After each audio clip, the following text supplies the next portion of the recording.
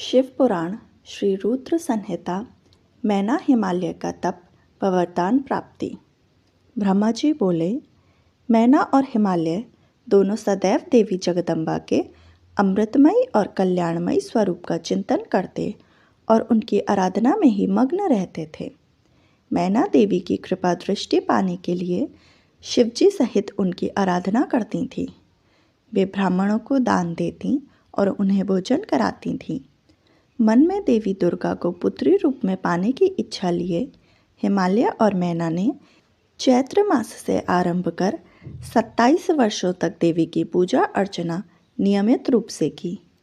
मैना अष्टमी तिथि व्रत रखकर नवमी को लड्डू, खीर, पीठी, श्रृंगार और विभिन्न प्रकार के पुष्पों से उन्हें प्रसन्न करने का प्रयास करती। उन्होंने गंगा के किनारे दुर्गा देवी की मूर्ति बना रखी थी। वे सदैव उनकी नियम से पूजा करती थीं। मैना देवी निराहार रहकर पूजा करती, कभी जल पीकर, कभी हवा से ही व्रत को पूरा करती। 27 वर्षों तक नियम पूर्वक भक्ति भावना से जगदम्बा दुर्गा की आराधना करने के पश्चात वे प्रसन्न हो गईं।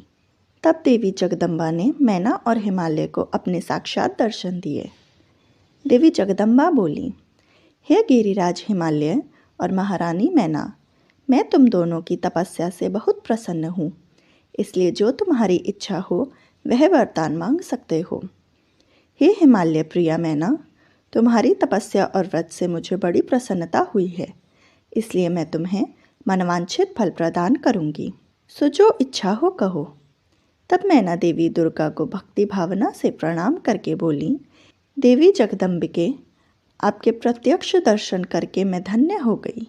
हे देवी, मैं आपके स्वरूप को प्रणाम करती हूँ। हे माते, हम पर प्रसन्न होएं। मैना के वचनों को सुनकर देवी दुर्गा को बहुत संतोष हुआ और उन्होंने मैना को गले से लगा लिया। देवी के गले लगते ही मैना को ज्ञान की प्राप्ति हो गई। तब वे देवी जगदम्बा से कहने लगीं, इस जगत को धारण करने वाली, लोगों का पालन करने वाली तथा मनवांछित फलों को देने वाली देवी, मैं आपको प्रणाम करती हूँ। आप ही इस जगत में आनंद का संचार करती हैं। आप ही माया हैं, आप ही योग निद्रा हैं। आप अपने भक्तों के शोक और दुखों को दूर करती हैं। आप ही अपने भक्तों को अज्ञानता के अंधेरों से निकालकर उन्हें ज्ञान रूपी तेज प्रदान करती हैं। भला मैं तुच्छ स्त्री कैसे आपकी महिमा का वर्णन कर सकती हूँ। आप आकार रहित तथा अदृश्य हैं। आप साक्षात शक्ति हैं। आप परम योगिनी हैं और इच्छा अनुसार नारी रूप में धरती पर अवतार लेती हैं। आप ही पृथ्वीलोक पर चारों ओर फैली प्रकृति हैं। आप ही सबको मनवांछित वस्तु प्रदान करती हैं। हे देवी, मैं आपसे वरदान मांगती हूँ। हे माते, आप मुझे 100 पुत्र प्रदान करें जो बलशाली और पराक्रमी हों, जिनकी आयु लंबी हो। तत्पश्चात मेरी एक पुत्री हो जो साक्षात आपका ही रूप हो। हे देवी, आप सारे संसार में पूजित हैं तथा सभी गुणों से संपन्न और आनंद देने वाली हैं। हे भगवती, देवताओं के कार्य को पूरा करने के लिए आप रुद्रदेव की पत्नी होएं और इस संसार को अपनी कृपा से कृतार्थ करने के लिए मेरी पुत्री बनकर जन्म लीजिए। मैना के वचनों को सुनकर देवी मुस्कुराते हुए बोली, मैना, मैं तुम्हारी भक्ति भाव से की गई तपस्या से बहुत प्रसन्न हूँ। मैं तुम्हारे द्वारा मांगे गए वरदानों को अवश्य ही पूर्ण करूँगी। सर्वप्रथम मैं तुम्हें 100 बलशाली पुत्रों की माता होने का वर प्रदान करती हूँ। उन 100 पुत्रों में से सबसे पहले जन्म लेने वाले पुत्र सबसे अधिक बलशाली और शक्तिशाली होंगे। तत्पश्चात मैं स्वयं तुम्हारी पुत्री के रूप में तुम्हारे गर्भ से जन्म लूँगी।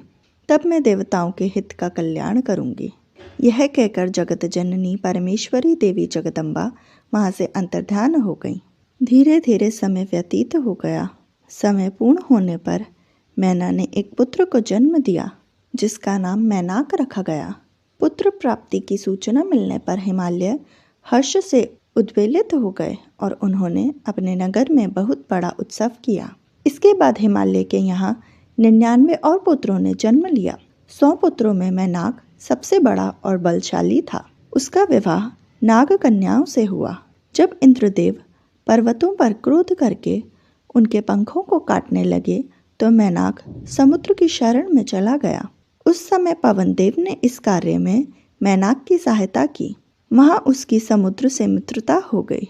मैनाक पर्वत ही अपने बाद प्रकटे सभी पर्वतों के पर्वतराज कहलाते हैं।